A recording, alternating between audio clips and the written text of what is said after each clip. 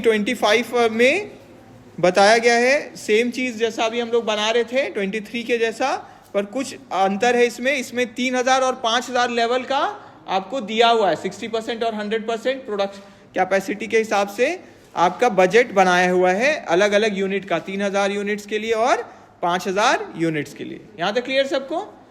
उसके बाद बताया गया you are required to prepare, क्या करना है आपको, indicate which of the items are fixed, variable और सेमी वेरिएबल, जैसा अभी किए वही करना है। क्लियर है? दूसरा में प्रिपेयर अ बजट एट 80%, तो 80% पे बनाना है। तो 60% और 100% पे आपका दिया हुआ है, तो 80% कितना होगा?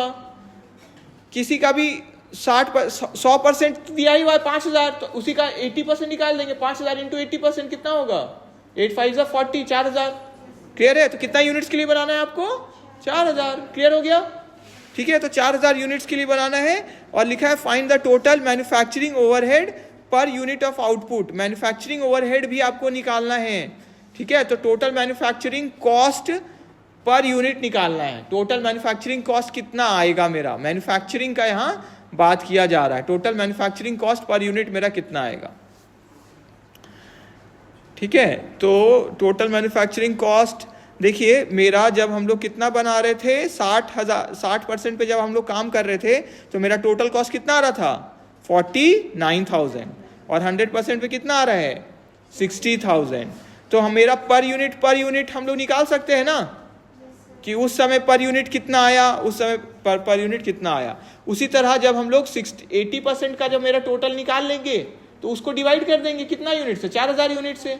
देखिए वर्किंग नोट में किया हुआ, सॉल्यूशन में देखिए है ना। तो मैन्युफैक्चरिंग कॉस्ट पर यूनिट निकालने के लिए क्या करेंगे, जो टोटल कॉस्ट मेरा आया डिवाइड कर किससे कर दिया, उसको यूनिट से। ठीक है, क्लियर है सबको? ठीक है, तो 80% का भी जो हम लोग बजट बनाएंगे उसको कैसे बनाएंगे, जैसे अभी हम लोग किए थे।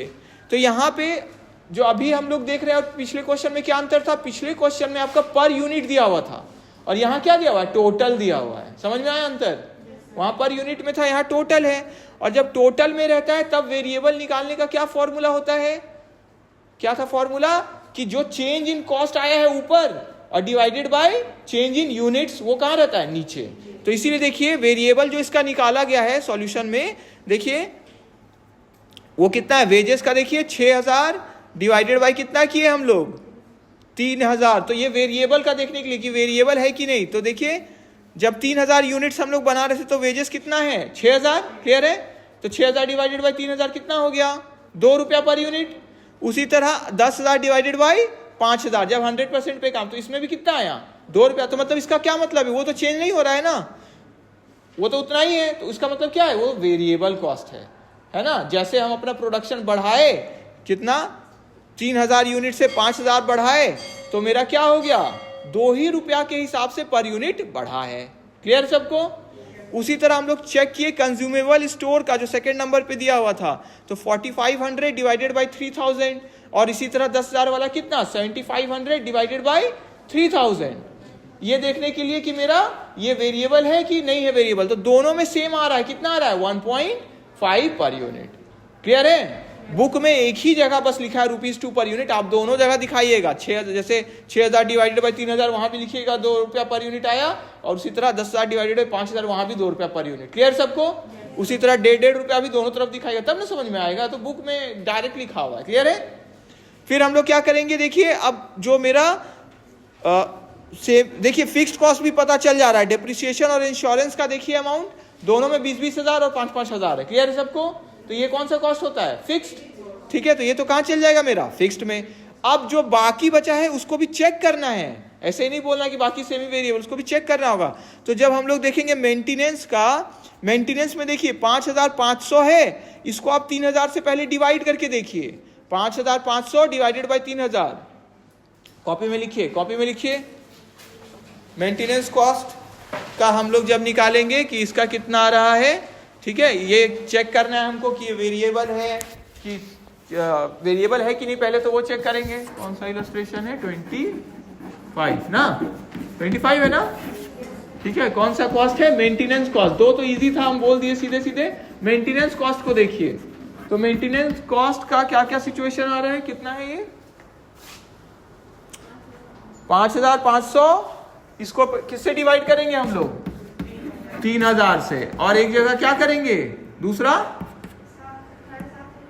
7500 डिवाइडेड बाय 5000। अब देखिए दोनों का अगर अंतर आया तब ना पता चलेगा कि ये सेमी वेरिएबल है कि क्या है। तो इसको काटिए, कितना आएगा ये? 1.11/6 कर देंगे इसको। जब 5 से काटेंगे तो हम लोग 11/6 हो जाएगा, तो 1.8। ठीक है, ₹1.8 आ रहा है ये। ठीक है, और इसमें कितना आएगा हमारा? 7500। इसको हम लोग काटेंगे, 2 काटिए और ये 5 से कटेगा तो 15 डिवाइडेड बाय नीचे 10, तो ये कितना आया? 1.5।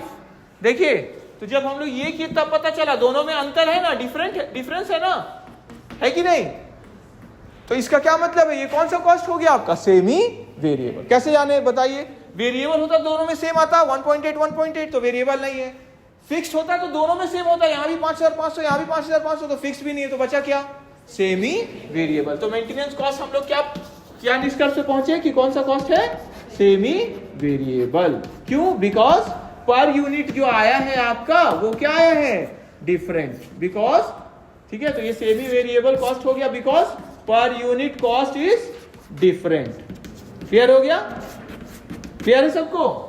तो 2 भाग में अब बटेगा, एक क्या होगा? वेरिएबल और एक सेमी वेरिएबल, वेरिएबल और एक फिक्स। जैसा अभी हम लोग निकाले थे, तो अब हम लोग को क्या करना होगा?